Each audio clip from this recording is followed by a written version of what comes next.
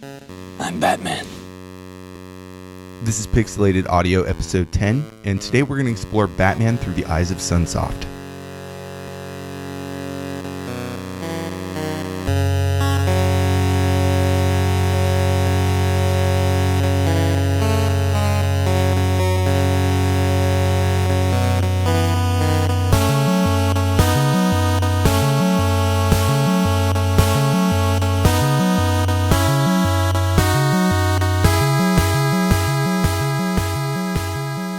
Welcome back. We finally made it to episode 10 of Pixelated Audio, our bi-weekly video game music and retro gaming show. This week we're going to be checking out music for Batman games, more specifically Sunsoft published Batman games, which came out around the late 80s, early 90s. And as a side note here, this year actually marks the 75th anniversary of The Dark Knight, so I'm glad we're able to get an episode in. But real quick, let's introduce ourselves. I'm James. And I'm Brian. And the intro song was the title theme from Batman on the NES, composed by Naoki Kodaka. That track was really important to me because as a kid, this is one of my first introductions to any Batman video game. So as soon as you hit that NES power button, this is the first track you hear, and it kind of, sets the tone for the rest of the game. Right. No, it's a great track to start off with. I mean, it's very dark and heavy, which matched the Tim Burton feel that he was going for those movies. And, it's also a great introduction to Batman for you, so that's pretty awesome. Yeah, and it actually sets the tone for the rest of the episode, too, so that's awesome. So getting back to the theme of the episode, there's a lot of Batman games that have been put out over the years. Many of which are pretty good, too. Exactly. So we decided to kind of select a few key games that we could really focus in on and still have a pretty diverse list for the show. Yeah, and even though we love companies like Ocean and Konami and some of the others that did Batman titles, Sunsoft for us was a must, and they're just really a well-regarded company known for their top-quality graphics and housing a stellar group of composers. I couldn't agree with you more. For our first episode, this was given, I think. Real quick, let me summarize some Sunsoft history to kind of segue us into Batman. Yeah, that works. So I don't think it's possible to grow up in the 80s or 90s and not know of Sunsoft, and I'd say they're probably one of the key contributors to the industry as a whole. Yeah, they were definitely responsible for a lot of gaming memories for our generation. Yeah, and Sunsoft was founded in Aichi, Japan in the early 70s and as a game division of Sun Electronics, and they got their start in the arcade with Arabian and Iki. Both are really fun games. They also had Kangaroo as well, that kind of Donkey Kong Popeye type game. That's right. But it wasn't until they hit the console market in the late 80s that they really started to gain momentum and success. And really their holy grail was the NES. Oh, for sure. They were able to get some major licenses that pretty much was like, winning the lottery during that time. Like, right. They got the Addams Family, of course, and Batman. But like you said, they had this really, these state-of-the-art graphics, and they had a really killer music lineup to go alongside their titles as well. Yeah, I mean, you can have the best IPs out there, but, if you really poorly execute them, it really means nothing. Yeah, and we see that a lot. I mean, not necessarily with Sunsoft, but, just in general in gaming history. They did have a pretty solid portfolio. I do want to quickly mention an interview on Drommel.com from 2012 with Rene Boutin, who was an ex-Sunsoft producer and director. And he talked about the company during this era and some of the pitfalls they had with licenses. And he also went into some detail about the downfall of Sunsoft. So if you guys want to learn a little bit more about the company, it's really a great interview. Yeah, I saw that. Wasn't it that they had to, close or downsize because their parent company, Sun Electronics, blew millions or something on a golf course? Right, and it was in Palm Springs, and that financial hit basically caused everyone to get laid off. Yeah. But anyways, let's get into our first game on the list, which is Batman for the NES. Batman, the video game, landed on the NES in February of 1990 here in the States, both developed and produced by Sunsoft, and it was kind of loosely based on the 1989 Tim Burton movie. Yeah, there's crime going on in Gotham, and Batman heads out to take care of business. And between levels, there's these short Ninja Gaiden-like, animated cutscenes, and eventually you learn that Joker is behind it all. It's a side-scrolling platformer with 5 different levels, each with a few stages. There's Gotham City streets, a lab, cathedral, and after you reach the end of the level, you fight a boss, and they're pretty tough. There's a health meter, and you're given 3 lives, but luckily my saving grace was that you had infinite continues. Right. So even if you died, you only had to start over from the beginning of the level that you died in.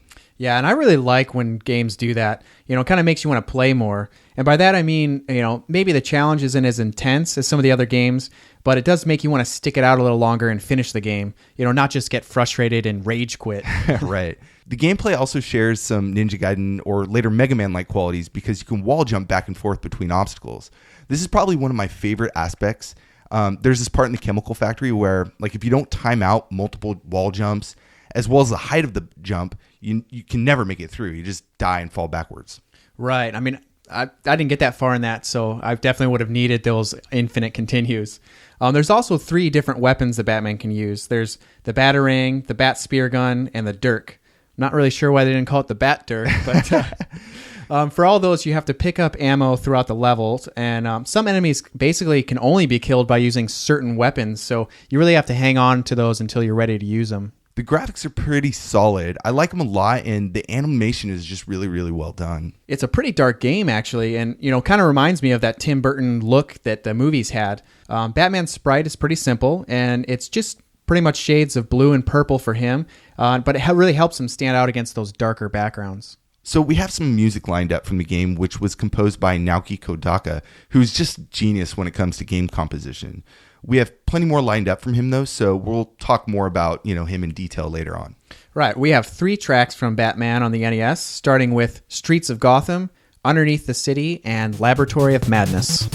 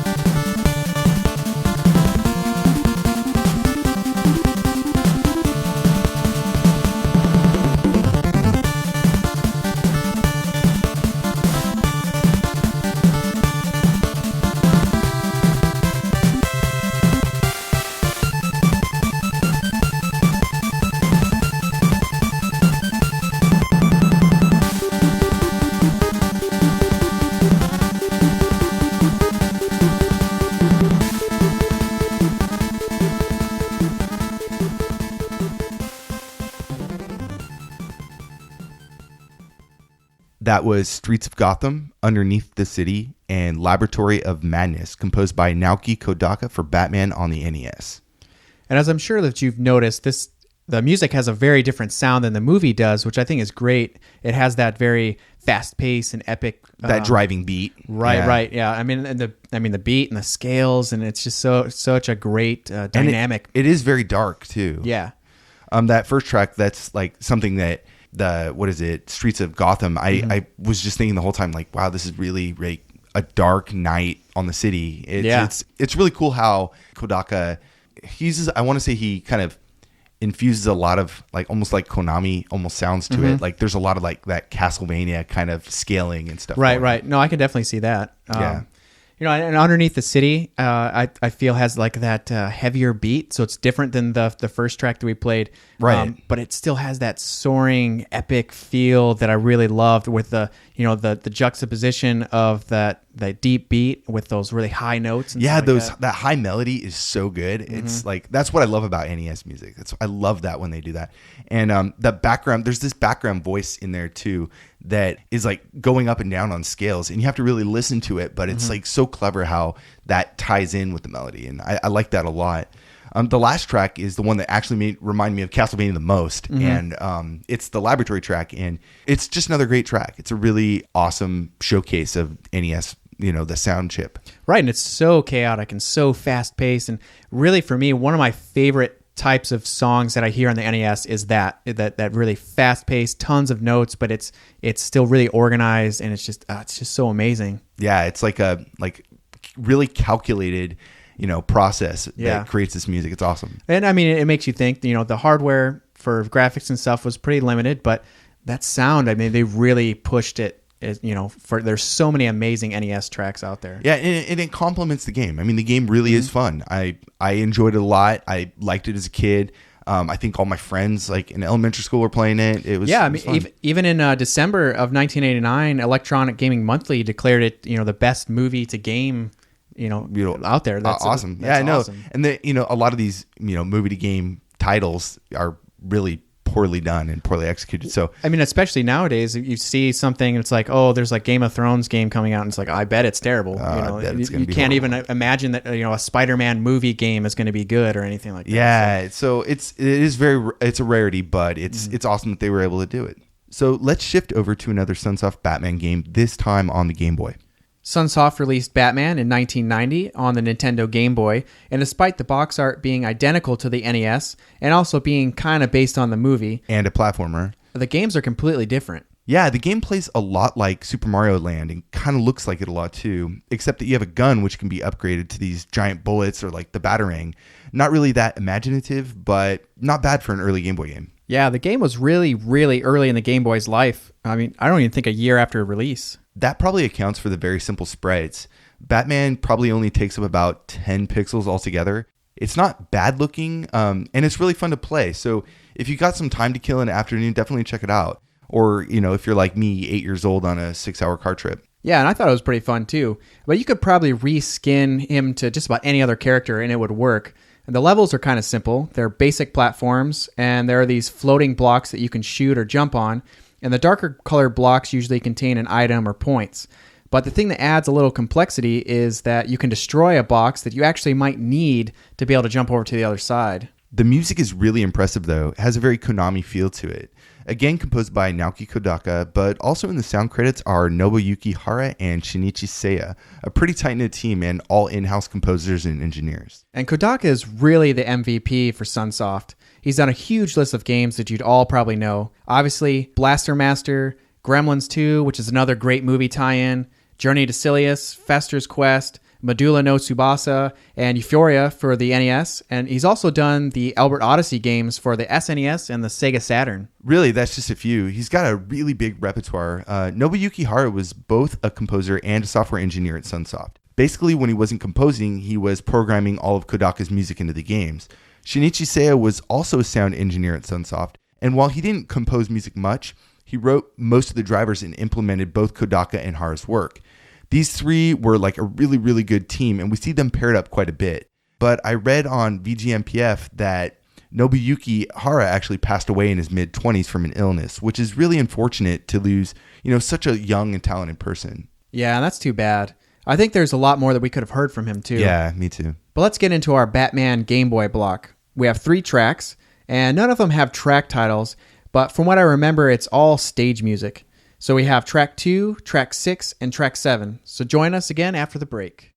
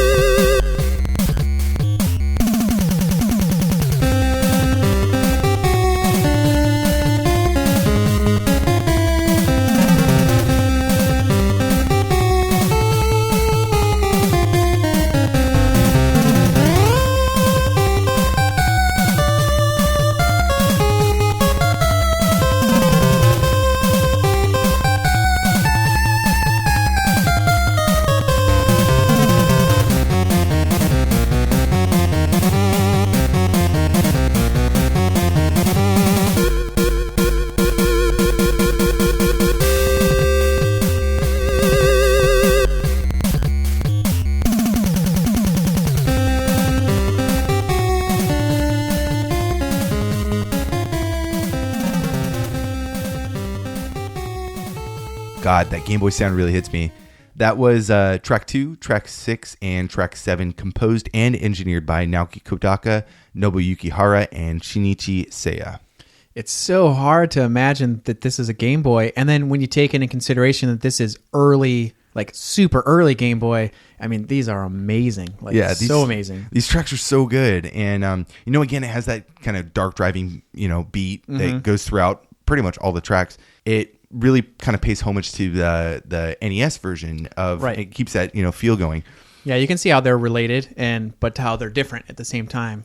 Yeah, he uses a lot of, especially in like track 6, he uses a lot of pitch bending, and it just kind of comes in every now and then. It's really rad how it does that. We heard that a lot in Ninja Turtles in our a few episodes ago. It's really cool. I love when the NES does that, or the Game Boy, and it creates this really cool, almost like surfer, like electric guitar style sound, and I really dig that. I mean, in these 3 tracks, they really used all the tools that they had. I mean, they had those really deep beats, like you said, the pitch bending, those awesome echo sounds and stuff like that. I mean, it starts off a little slow too, like comes in with that electronic organ or whatever. Yeah, and for 2. Yeah, for 2, and for the second track 6 actually, and it comes in kind of slow, and when I was listening to the track over and over, and I was like, okay, so should we put this in the episode? And right after that organ part, it kicks up, and just like, yeah, man, this is awesome. So yeah, no, that was a good one. And the last one too, track 7, it really reminds me, like when I was just listening to it, I feel like it's like some 80s rock band, and the guy just wailing on the electric guitar. And I almost feel like when he was doing the melody, I was like coming up with like lyrics in my head for it. I was just like, this is awesome. So I mean, I can see that as like an actual song that somebody like turned into like a MIDI or something. Right. No, they're definitely jamming in that track. I mean, it's so awesome. I mean, and it's Batman. That's so cool. Yeah, and it's funny because this game sounds really great on in stereo and on your headphones, and it reminded me of, and I still actually have the original Game Boy that I got for my birthday when I was a kid. The Game Boy itself actually came with a pair of headphones, and the headphones, I don't think they were like Nintendo branded headphones or anything. Right. I don't remember if it actually said Nintendo on there. But I remember very distinctly that there was a blue and a red headphone, and like I always knew, like, is it red that goes in my right ear or left? But I still have those headphones today, and they're super short. So like, I guess they were accounting for like kids with like, like short arms, like and short 6-inch arms or something. Yeah. But no, I still have them. And it reminded me, because when we're listening to the stereo through a Game Boy, I'm like, oh man, like this is how you originally would have listened to it. So now we're going to head over to the 16-bit version that Sunsoft released a year later in 1991 on the Sega Genesis. And again, it's a platformer, but it's vastly different than the previous titles. I actually just beat this game. I use save states, but I think in total it took me about, like an hour? It's pretty fun. Fairly easy, but pretty fun. I say that the version follows the movie story a little closer, but I'm not sure there. I mean, it's still kind of basic in comparison, but I remember it getting into a little more detail. Yeah, it holds to the feel of the others, though. I mean, you start out on the streets of Gotham, and you make your way to the Joker, though. Yeah, when I say closer, that's kind of up for interpretation, I think. I felt the game actually played pretty well. Yeah, I was going to say that. I thought that it was pretty good. The controls were pretty tight. Batman's a little slow, like he's walking the whole time, which drove me a little nuts, but, it's a minor complaint. I had the same issue. But, yeah, otherwise, it's a fun game. Batman can punch, double jump, crouch kick, use a grappling hook, and also throw batarangs. The grappling hook, now that's just for moving up to higher platforms, right? Yeah, unless there was some other way to do it that I didn't know about. Most of the game consists of standard side-scrolling beat-em-up levels, but there are 2 driving stages as well. One where you control the Batmobile, and the other in the Batwing. And really, aside from a few challenging spots, the game is short and pretty easy. I'd say the NES version is way harder. I think that's why I prefer the NES one a bit more, but it was fun. I mean, I managed to make it all the way through, so at least it kept me, wanting to complete it. As for the graphics, nothing really groundbreaking. It's an early Genesis game, so Sunsoft wasn't really pushing any limits. Yeah, and they were probably figuring out the system. Yeah, no, I think that, more than any other company, Sega was probably the only one that was actually able to tap into the hardware capabilities. Right. It shares that really dark color palette with the NES, so it made me feel like it was more, tied into the movie. Yeah, and I noticed that the enemy sprites were pretty repetitive. There wasn't really a lot of variation. A lot of beat 'em ups do this, but it was still a little annoying killing the same bad guys over and over again. Yeah, and we got some more music to play from the game, and it's pretty good. Again, done by Naoki Kodaka, which is awesome. And it's cool to hear how he uses the YM2612 or the Genesis sound chip.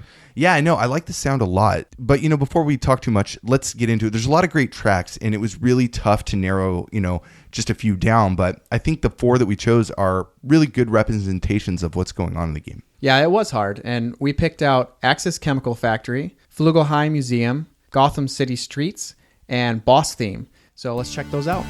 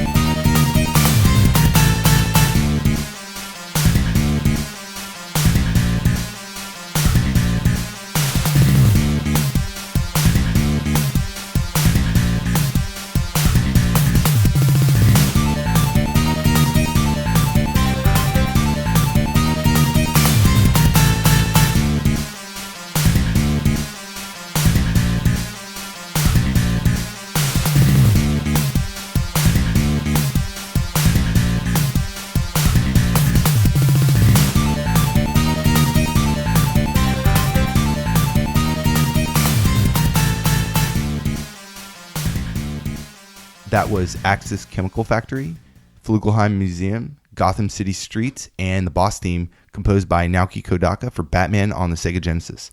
What? That was flipping nuts. Yeah, I know. Isn't that so awesome? It's awesome hearing it again together, and being able to, kind of talk about it and, even get more hyped up. Yeah, I mean, you forget how amazing those tracks are, and then they start out, and, this as we've seen for the series that Kodaka has intense music and really, full of drama, and I mean, this is just like a whole another level. Yeah, there's a lot going on with the FM synth. Like, it just adds the Genesis, all the channels that they're using just add so many more layers of complexity to what we kind of expected from the other previous Batman games. Right. And, he does a good job at maintaining a consistency, but he is able to really add that, like I said, complexity to, a 16-bit version of the game. So it's really cool. I like all those tracks are great. Chemical Factory, really cool. Again, super dark. Let's see, Flugelheim Museum. Was there anything that stood out for you in that? I really like the underlying stereo sound. Really, that was the first track that I noticed. The stereo, like in one ear and out the other, and I was like, oh man, that was just such a cool, like, it's almost like an effect, like a mental effect going on. And it's really cool. And one thing is, there's a lot of, I want to say, a lot of people, like we've said many times on different episodes, like there's people who don't like that sound. Right. And, I can understand that. There's a part in the Flugelheim Museum where you have this kind of underlying, like, I want to say like a bass, but it's not really a bass. It's kind of like a mid-range kind of instrument, and it's kind of splatty and crunchy. Right. It's like if a computer was able to talk and was complaining about a migraine. Right. And so you get this really kind of awkward noise in the back, but for me, that just adds so much to it, and you kind of hear this very subtle, crunchiness in the background. Right, and that noise, that's the thing that I think you were hitting on, that some people really don't like about it. I mean, I didn't notice it so much in the first track. The Chemical Factory didn't seem as like cliche Genesis, whereas the Flugelheim Museum one had a little bit of that. Like, you notice it. This is a Genesis track, but the Genesis does. I think they used it so well. And you were even saying, like, the more that we hear Genesis music, we're starting to feel that, like, man, we're really coming to the side of that. The Genesis could do amazing stuff. It really could. And I think this game, this genre, like Batman, like, actually was meant. I mean, I think that it was meant to be on the Genesis in the sense, like, yeah, the NES Game Boy music is wonderful. It's awesome music. It's very, very good. But I think with that kind of grungy, like in your face kind of Genesis sound that, that we all know, right. It works well for Batman because, you're on the city streets beating up, bad guys, and you want to hear it. You have that dark kind of thing going on anyway. Right. And it just keeps that, like I said, consistency going for the series. So it's really cool. Well, and I think as we've seen with a lot of series that are cross-platform, the Genesis version ends up being darker. And for the Tim Burton style of the movie, it's a very dark movie, very dirty, very grungy, lots of steam everywhere. Right. None of the streets seem safe, even during the day. And the Genesis, I think, was perfect for that. I mean, and the sound, as we're seeing, is just incredible. Yeah, they should have had like Genesis soundtracks playing in my old neighborhood backyard. Yeah. So, anyways, but the last track, that boss theme, we had to add this in. This was kind of like one of those things like, hey, it's kind of getting long for this block, so should we put this in like another show or something, but we had to tack it in it. And I'm glad we did, because it's such a in your face track that it's really fun. There's a lot of synth going on. The drum fills are out of this world, and it's so well put together. I think it's a really cool package. Yeah, and when I first started listening to the soundtrack, my thought was, wow, like these regular levels, they feel as intense as most games' boss music. So I was really interested to hear how are they going to take it to another level. And I think they did that with this track. They added a lot of urgency, and I mean, it really felt like a boss feel, which was great. Yeah, and there's actually another Batman game that we have to bring up real quick, released by Sunsoft in 1990 only for the PC Engine in Japan. Yeah, this is the oddball one, but it deserves attention. Well, yeah, it's strange. It doesn't really fit any of the characteristics, of the other games, but it's this top-down action game, kind of like Bomberman, where you move around a maze or like a dungeon-like map. Yeah, I was thinking that, or maybe Pac-Man. Right, that's probably a better example. You have to pick up these green boxes, which I can't really tell what they are, and use those to clear the stage. Items are scattered throughout the maze, and those give you power-ups for weapons like the Batarang. And that's, I think, what kind of reminds me of, Bomberman. I see what you mean now. Yeah, when you hit an enemy with whatever weapon, it stuns them, and you actually have to walk into them to knock them off the screen. It's really weird, but, okay, sure. Yeah, the graphics seem kind of like if the Genesis version was top-down. Nothing really amazing, but, it doesn't look bad. Yeah, we only have one track to play, and it was actually composed by Nobuyuki Hara and Shinichi Seya. I guess Kodaka wasn't in the picture for this. Nope, it's not that bad. The music is pretty good, actually. There's a lot of PC Engine, TurboGrafx stuff that's really, really good, but the whole VGM set for this game sounds pretty compressed, and there's like a lot of, I want to say, almost like reverb on the percussion track. It's got some cool parts, though, and this is Stage 4 from Batman on the PC Engine.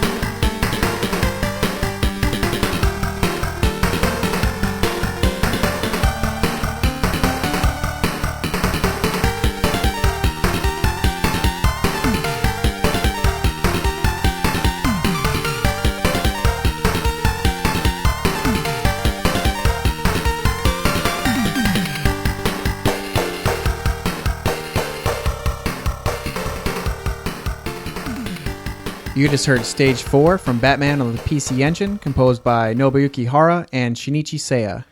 Yeah, the melody is really, really slick. I like that a lot in this game. I think that, it's one of those things. Unfortunately, that drum sound that we talked about, it does kind of drown out the melody at times, right. So you kind of miss it. But overall, there's some really cool riffs in there, and no, I think it's a really cool track. Yeah, I can hear the quality dip, but it's a pretty cool track overall. It's nice. It's got a great feel to it. It still fits into that kind of like soaring epic feel that the other games had. So I don't think it's like a big departure, but I just kind of wish that the quality was a little bit better. And we've talked about the PC Engine sound chip before, and but just an overview if you've missed it in one of our other episodes. Basically, the PC Engine sound chip is combined with the CPU. It has 6 wavetable synth channels, and the wavetables are actually programmable by the composers, and they're not limited to standard waveforms like the square, the sine, or the sawtooth. Right. And they're pretty much used anyways, but the PC Engine and the TurboGrafx 16 are really dynamic, and they produce a lot of good quality music. It's just that we don't really hear it so much in this game. So. Right. Moving back over to the NES, Sunsoft created another Batman title in 1991 called Batman: The Return of the Joker. It's unique, Return of the Joker. Instead of being based on the film, it's more of like a sequel to the game. If that. It's a little confusing because the box art looks a lot more like the comic book artwork, but the in-game title screen looks like a direct sequel from the movie, with story being set more in the modern Batman comics. That's right. I remember you saying that the in-game cutscenes and sprites looked like a mashup between the comics and the movie. I played through, a few levels, but I don't remember the story that well. Yeah, it's basically the Joker escapes from Arkham Asylum and starts creating chaos in the streets of Gotham. Yeah, I knew that. Was that it? Yeah, it's pretty simple. It's another beat 'em up 2D scrolling platformer that spans over, I believe, 7 stages, and Batman now is equipped with his utility belt that allows him to collect different weapons and power-ups and, projectiles like the Batarang. Let's see.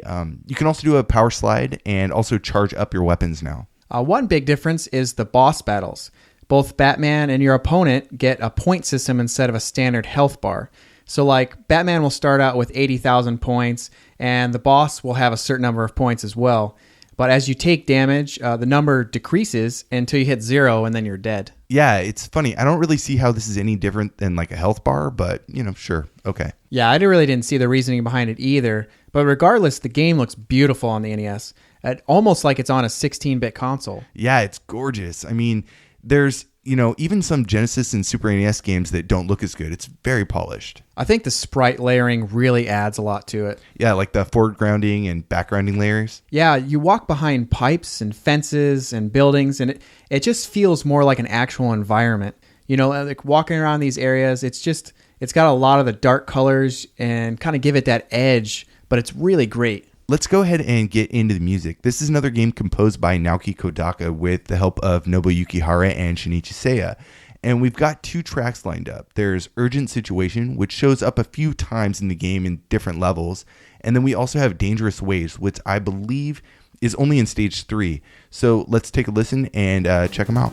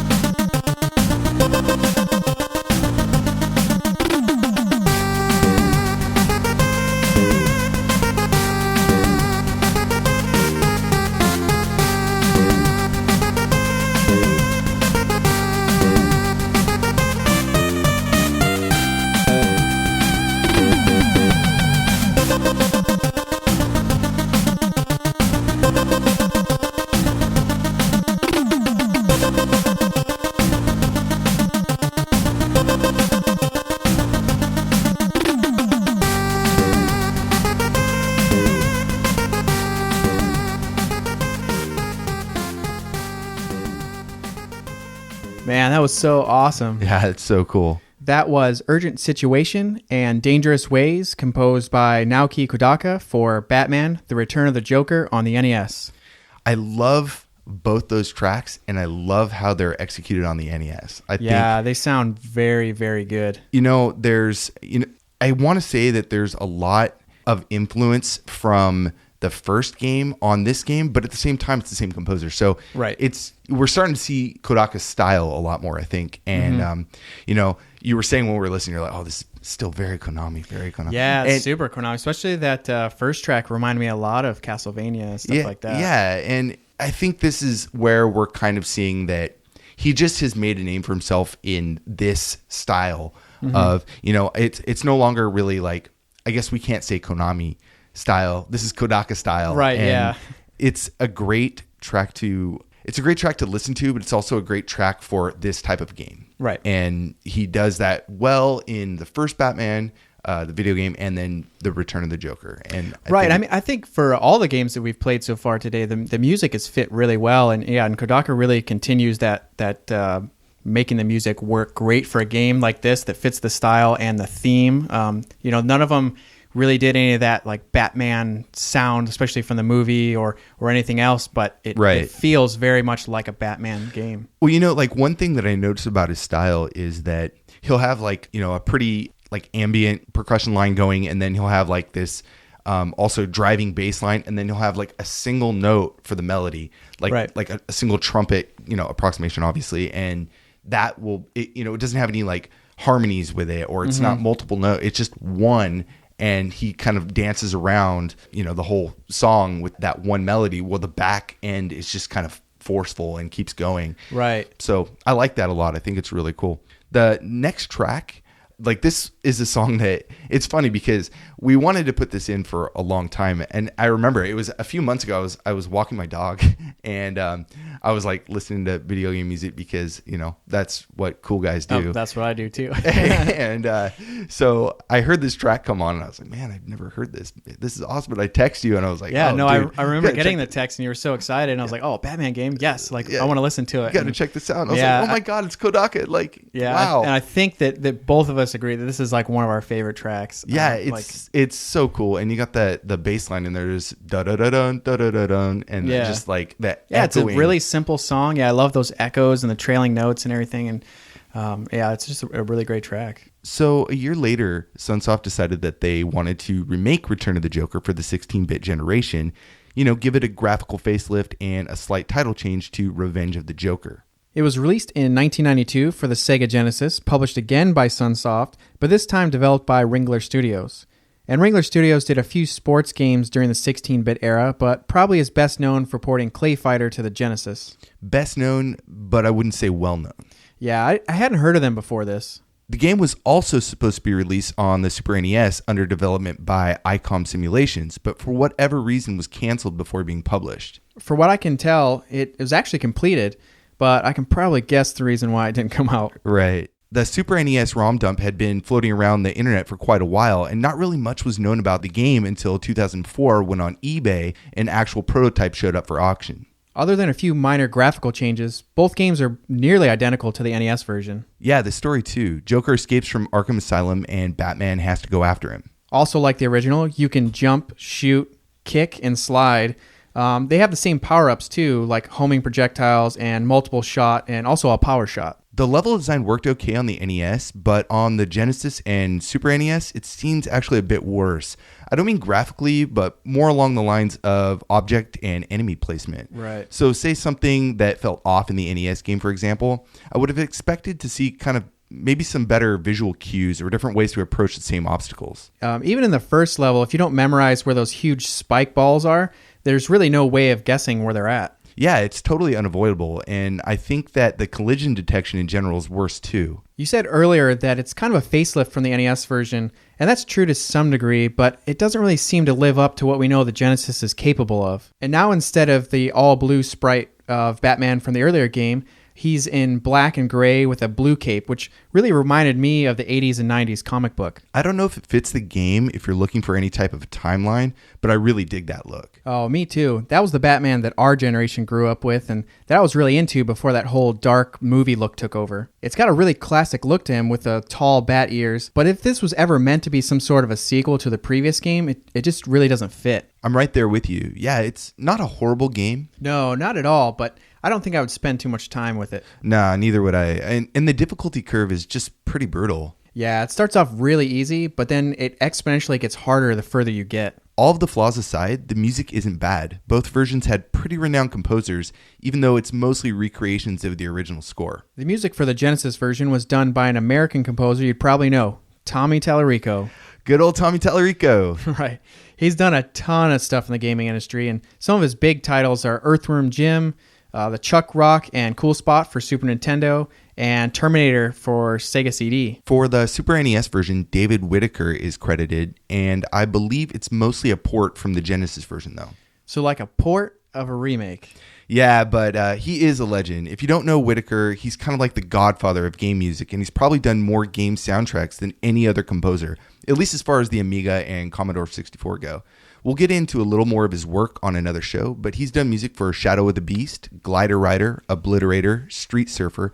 I mean, I could go on, but let's just get into some music. So from Tommy Tallarico on the Genesis, we've got Snowy Night and High Above and Deep Below. And from David Whittaker on the Super NES, we've got Decisive Fight and Gotham in Danger. So let's get into that, and we'll be right back.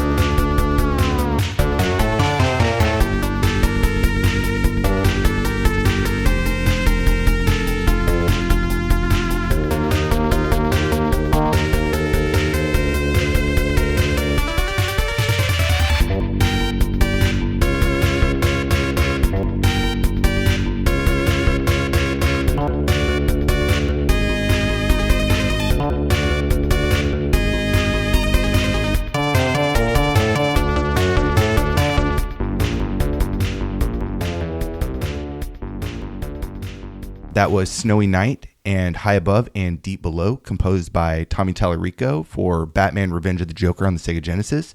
And then Decisive Fight and Gotham in Danger, composed by David Whittaker on the Super NES for Batman Revenge of the Joker.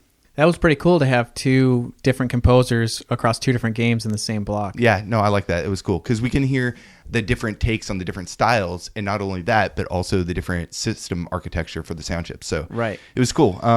That first track, how'd you feel about that? Oh man, that was a fun jam.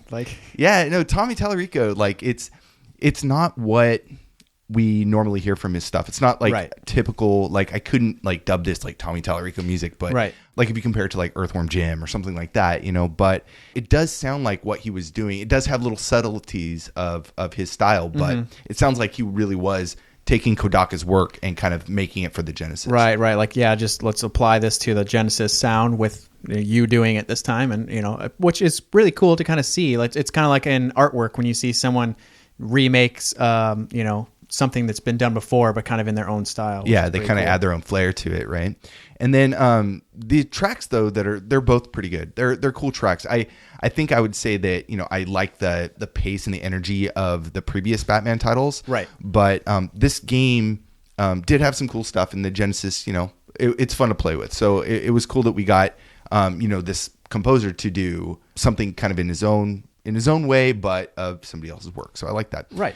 David Whittaker actually on the other two tracks, Decisive Fight and Gotham in Danger, takes a similar approach. We know David Whittaker for doing all these, amazing, kind of demo scene style music soundtracks. And you kind of get that sense in the Super NES. So you have this really kind of Batman feel, still, Kodaka's music, but with all these kind of trills and kind of flutter on different notes. I felt that Whittaker, he went a little bit more back to the dark sounding. The first track, especially Decisive Fight, it sounded a little bit darker to me. It had this really cool, almost like punch sound, almost like a punch sound effect as part of the beat. Oh yeah, which I thought was really cool, which made it feel like a fight. It made me think of Fight Club or something like that. Right. But and then in the second track, Gotham in Danger, there was that clap track to it, which I thought was kind of neat. So that he had a wood block or something. Yeah, I know what you mean. And it just kind of made me think of people just clapping their hands along with it,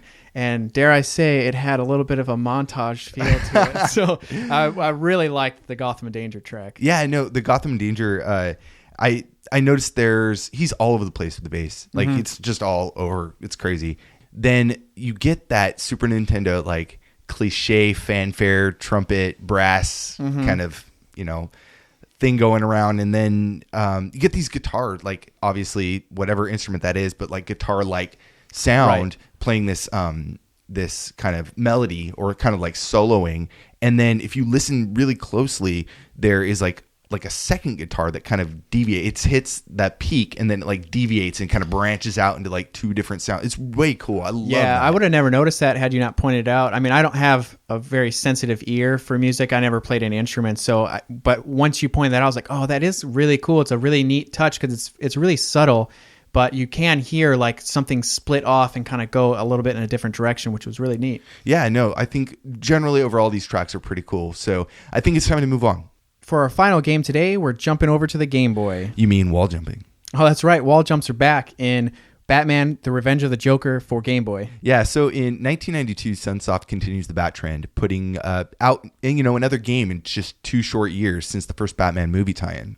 And this time around, we see music done by Manami Matsumae, and I guarantee you know her work. She did some amazing music for the first Mega Man game back in '87. Right. She started her career at Capcom, but became a freelance composer in 1991. Recently, she did some stuff with Kaufman for Shovel Knight, and she's also doing some stuff for the upcoming Mighty No. 9 by none other than the Mega Man creator Kenji Inafune. Anyway, like the previous Return of Joker games, the story is simple. Joker escapes, and chaos ensues. I mean, what else do you need, right? I guess not much. I mean, Joker is one of the most famous villains in all of comics, and actually is credited as being one of the first supervillains. He appeared in Batman #1 and something like the first 7 of the 12 issues of that series. You were saying they were originally going to kill him off or something like that in the first issue. Yeah, he actually ended up getting stabbed in the chest. The writer thought that if villains kept coming back, that it would make Batman look, weak. I can see that. But thankfully, the editor vetoed that and had a couple of quickly drawn panels added into the end of the book that showed him surviving. The Joker isn't the only villain in the game. There's the Dark Claw, Shogun Warrior, and Foul Ball in that order. Foul Ball has got to be one of the dumbest characters I've ever seen. I know. I was like, are you serious? The supervillain is just dressed up like a baseball player. And his attacks are hitting balls at you, spinning in a circle, and sliding like he's stealing second base. I know. They ruined such an awesome train level with that boss, but, whatever. Another thing that I noticed that this game shares with some of the other games in the series is that you don't take damage when you run into or bump villains. I mean, not even the bosses. You only take damage when they actually attack you. Yeah, I noticed that. It felt a bit weird, but I wasn't complaining when my health was getting really low. The one thing I noticed is that jumping and grappling with the hook, it's really important in this game more than the other ones. All those wall jumps made this game really hard for me, especially in that first sewer level when the sewage water would start to rise. That's right. I mean, on one hand, all the double jumps made Batman feel really agile and awesome, but on the other, it made me feel really crappy when I played as Batman and he would drown in Gotham's toilet water more than once. Yeah, it's not something you expect, the death of Batman to be, but whatever. So this game being more complex in gameplay compared to the other Game Boy game is not the only improvement. This game looks amazing. Right. The Batman movie tie-in on the Game Boy didn't look the greatest, but it was super fun. It's amazing what graphical changes can happen in 2 years. I mean, Batman looks great and the levels are really complex. Oh, I totally agree. It looks really clean. But I think it's time to get into some tracks. Sure. Well, we have 2 tracks lined up, and even though Foul Ball is a lame supervillain, he has some pretty sweet music for his level called The Train, and then we have Versus Boss. So check those out, and we'll be right back.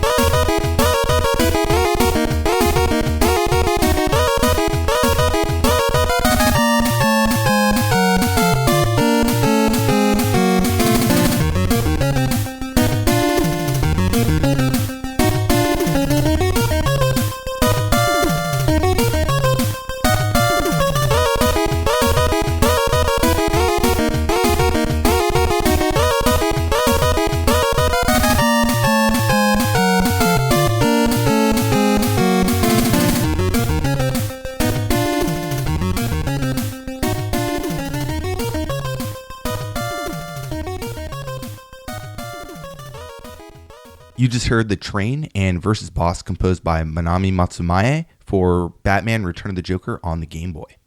I'm always so impressed with the Game Boy sound.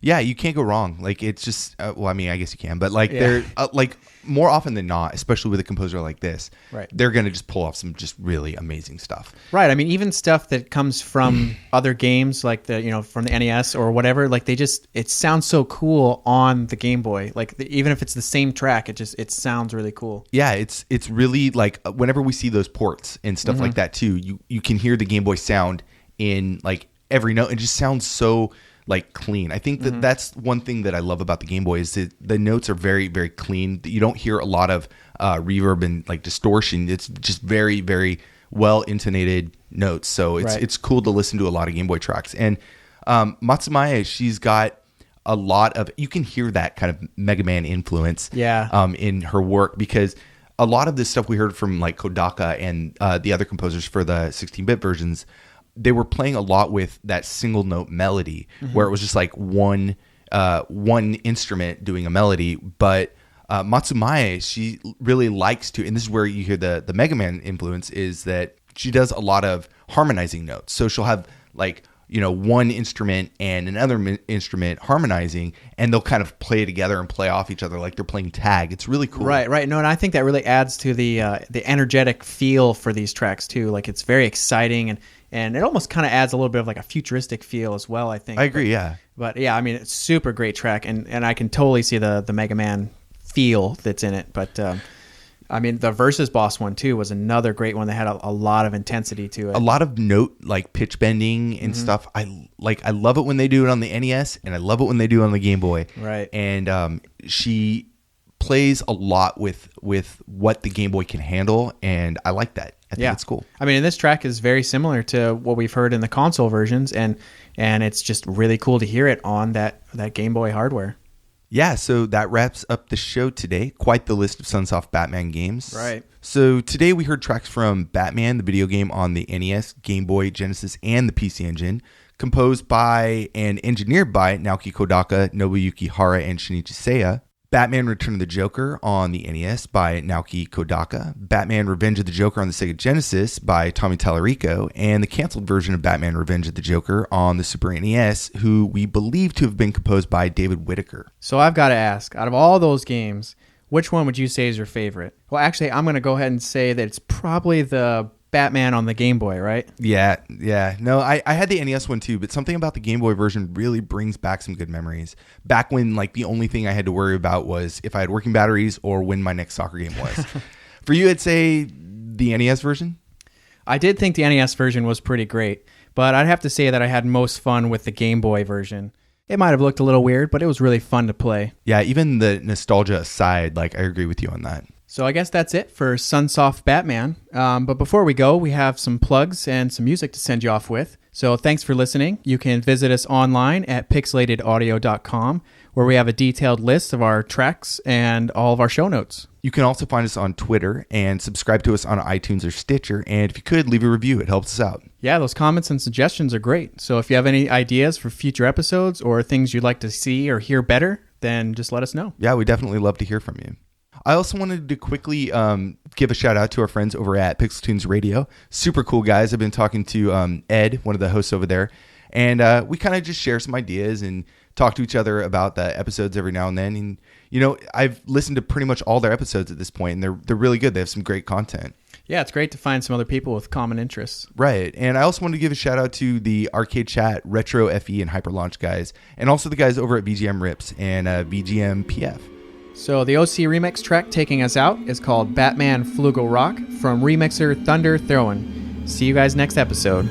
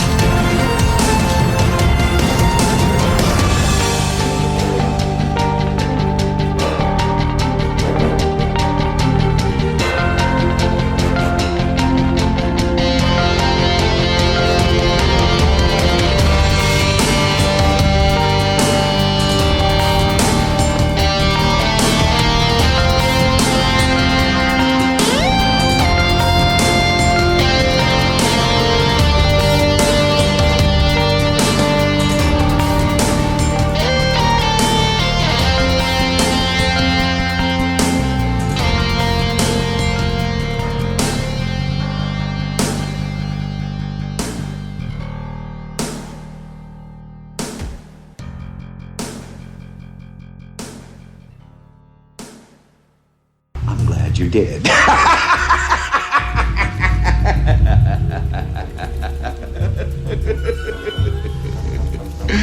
I'm glad you did.